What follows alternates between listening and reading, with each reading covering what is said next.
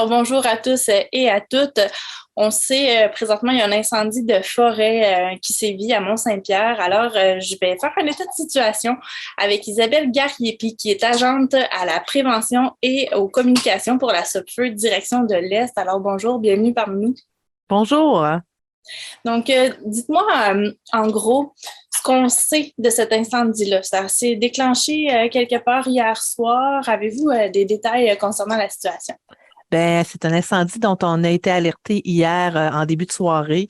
Pendant la soirée, pendant la nuit, la SOPFEU peut pas intervenir sur un incendie dès que la noirceur arrive pour des enjeux de sécurité, en fait. Ni les avions citernes, ni les pompiers sur terre ne peuvent intervenir. Cependant, les pompiers municipaux étaient déjà sur place pour s'assurer d'une vigie pendant la nuit. Dès ce matin, à 6 heures, on a commencé à amener nos pompiers forestiers qui travaillent de façon terrestre pour analyser la situation et déployer aussi les équipes sur place. On a eu en fin d'avant-midi la visite d'un avion citerne qui est venu aider à contenir l'incendie. Donc, le travail conjoint entre les avions citernes, nos équipes au sol a permis de contenir l'incendie. Donc, il est maintenant contenu. Contenu, ça veut dire que sa progression est arrêtée du moins de façon temporaire. Fait que nos pompiers sont encore sur place. Une quinzaine de personnes travaillent en collaboration avec les pompiers municipaux. Donc, vous travaillez sur terre et dans les airs. Un avion citerne, là, ça se ravitaille où? On est directement sur le bord de la mer, mais est-ce que c'est possible de le remplir à même la mer? En fait, un avion citerne va se remplir dans des secteurs où est-ce qu'il va être capable d'avoir des lacs.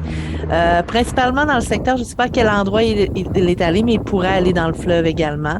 Le seul enjeu que ça amène, c'est qu'il faut le nettoyer après parce qu'on a de l'eau salée, mais il demeure qu'on peut aussi arroser avec de l'eau salée.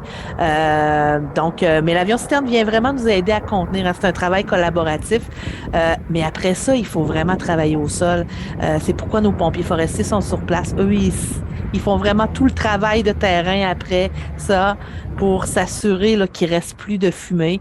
Le travail va se poursuivre. Hein. Demain, on devrait avoir encore plus de pompiers sur place en vue d'une maîtrise. La maîtrise, c'est qu'on va arrêter sa progression de façon définitive. Pour le moment, on sait qu'il est arrêté de façon temporaire. Ça devrait pas vraiment bouger, mais on doit continuer de travailler autour du périmètre afin de s'assurer là, que c'est définitif et que là, on peut rentrer à l'intérieur du périmètre qui a été touché juste pour vérifier s'il reste encore des secteurs là, qui sont chauds ou qui brûlent, puis qu'on pourrait éteindre encore mieux. Exactement, parce que j'imagine qu'il peut rester des endroits où il y a des braises qui peuvent se réactiver par après, là.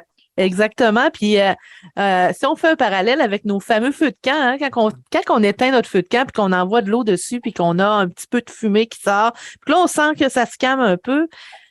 Si on approche notre main, on le sait hein, qu'il n'est pas éteint, hein, que ça couve en dessous. Fait qu'il faut vraiment travailler le sol pour s'assurer. Il faut mettre de l'eau, il faut mélanger, il faut mettre du sable pour s'assurer qu'il est bien éteint.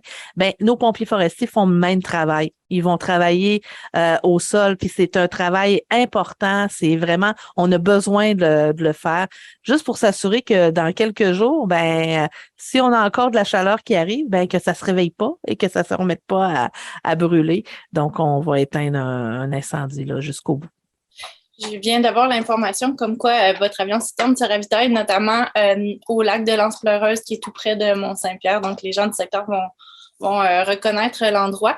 Petite question comme ça, est-ce que c'est rare que vous avez à intervenir à la SOPFEU dans des zones habitées comme celle-ci? Bien, ça peut arriver. Ça peut arriver. Hein. La forêt, dès qu'on est à proximité de la forêt, la SOPFEU a à intervenir. Puis donc, si on a une forêt tout autour, ça pourrait arriver.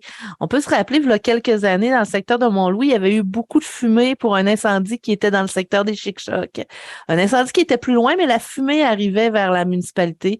On était à plus de kilomètres, mais on peut être témoin là, des forêts d'un feu de forêt et de la fumée qui peut arriver. Donc, oui, il arrive que c'est près des municipalités si on est à proximité de la forêt. Là. Exactement. Est-ce qu'il y a des précautions particulières à prendre par vos équipes, vu qu'on est aussi près des zones habitées? Ben, le travail est toujours fait en considération d'essayer d'arrêter la progression d'un incendie. Donc, on arrive tôt le matin. Nos équipes terrestres vont arriver tôt le matin. Vous savez, ce matin, c'était 6 heures. À 6 heures, à cette période-ci de l'année, là, le soleil est en train de se lever. Hein. Ça fait que donc, on arrive vraiment aux aurores pour regarder un peu qu'est-ce qui se passe puis essayer de placer nos équipes. Il y a différentes tactiques qui sont placées, tout dépendant le type d'incendie qu'on va avoir, la topographie du terrain, quelle est la température qu'on va avoir? Est-ce qu'on on prévoit de la pluie? Est-ce qu'il y a de la pluie qui est déjà tombée? Donc, on regarde à peu près toutes ces choses-là. Puis, le comportement de l'incendie aussi va nous donner de l'information à savoir quelle stratégie on va adopter, à quel endroit on va aller intervenir en premier comment on va le faire. Puis, on peut travailler avec les avions citernes en support, on peut travailler avec des hélicoptères également en support. Puis la collaboration avec nos pompiers municipaux est toujours très importante, surtout quand on se situe près des municipalités. Donc, c'est un travail collaboratif qui est important, puis avec un partenariat que la Sopfeu, auquel la Sopfeu tient à cœur, là, on continue de travailler beaucoup avec eux. Là. Exactement, parce que j'imagine que la priorité, c'est de faire une espèce de bouclier autour du village pour éviter que les maisons brûlent finalement. Ben, en fait, ça va toujours être en fonction de la température, de la vitesse des vents. Puis la priorité, c'est vraiment d'arrêter la progression, que ce soit d'un côté ou de l'autre. Mais c'est certain que si on est plus près du village, on va essayer de l'arrêter à ce moment-là. Mais la progression, c'est très, très important d'en arrêter la progression le plus rapidement possible. Je sais que vous n'êtes pas sur le terrain précisément présentement, mais on me dit qu'il y a des vents très, très forts. Est-ce que vous avez eu des informations sur les conditions dans lesquelles travaillent vos équipes? En fait, vous savez, la météo, c'est quelque chose d'important pour nous. Nos équipes sont au courant de la météo, des prévisions météo. La SOPFEU dispose d'un service météorologique qui va travailler pour donner des météos spécialisées précises sur le secteur d'un incendie. On se sert de la météo pour prévoir, on se sert de la météo pendant un incendie, puis on se sert de la météo pour prédire le comportement d'un incendie. C'est donc que ce soit les vents, la chaleur, la pluie, toutes ces composantes permettent à nos équipes de vraiment travailler, de bien travailler, de faire des bonnes stratégies, de s'assurer d'y arriver le mieux possible. Il peut arriver que la météo soit vraiment pas favorable pour nous.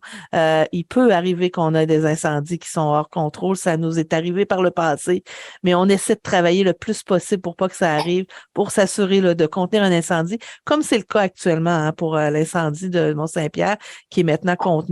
Dans la première journée, c'est vraiment là-dessus qu'on va travailler le plus fort.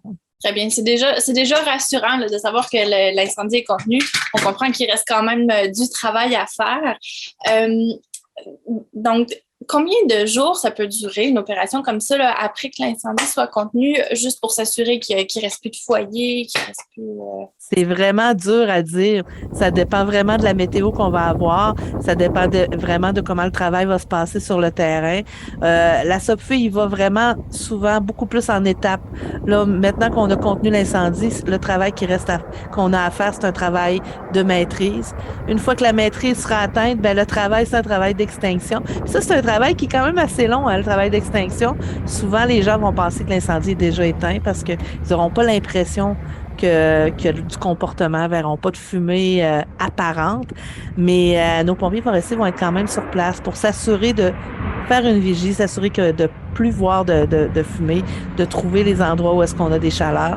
Puis après ça, ben, on va le déclarer éteint. Fait que donc, on peut avoir des fois un incendie qui n'est pas encore déclaré éteint, qu'on a l'impression qu'il est éteint, mais là, le nerf de la guerre est encore là pour nos équipes pour s'assurer là, de pouvoir justement dire, ben, il est éteint, on sait qu'il ne se rallumera pas de ses cendres, on a fait tout ce qu'il fallait pour le faire. Exactement, c'est un travail de longue haleine. Dites-moi, est-ce que la taille de cet incendie-là est remarquable? Vous êtes habitué de travailler avec toutes sortes d'échelles d'incendie, mais qu'est-ce que ça représente comme dimension pour... Ben, actuellement, l'incendie qu'on a, c'est pas un incendie de grande taille. C'est un incendie de près de 5 hectares, donc vraiment de petite taille. C'est un incendie quand même qui était près de la municipalité. De nuit, Les flammes paraissent encore plus grandes parce qu'il demeure que de nuit, on le voit encore mieux, hein. Il fait noir à l'extérieur, mais c'est pas vraiment dans les grandes tailles. On a eu des incendies de plus grande taille, notamment la semaine dernière là, dans le secteur de l'Outaouais. Mais ce qui est particulier pour cet incendie-là, c'est surtout la période de la saison à laquelle il a allumé. On est au mois de novembre. Hein. Au mois de novembre, c'est plutôt rare qu'on a des incendies. Pas qu'on n'en a pas. Dans notre moyenne de 10 ans, là, mois de novembre, là, c'était environ de 3 à 4 incendies qu'on peut avoir dans les 10 dernières années, ce qu'on avait en moyenne. Pour l'ensemble de la province. Pour l'ensemble de la province. Mm-hmm. Cette année, depuis le 1er novembre, c'est près d'une quinzaine d'incendies qu'on a eu. Donc, on a un mois de novembre plus actif. Puis, c'est facile de comprendre hein, quand on voit la température extérieure qui a été plus chaude. Le fait qu'on n'a pas encore de neige. Hein, habituellement, on a de la neige en Gaspésie à cette période-ci. Le Mont-Saint-Pierre pourrait être un peu plus blanc. Mais là, on n'en a pas. Donc, ça influence aussi. Et à l'automne, les feuilles tombent. Puis les feuilles qui sont tombées, elles s'assèchent rapidement, elles sont au sol, elles deviennent un combustible assez rapide pour pouvoir allumer. On s'en sert hein, pour faire des feux de camp.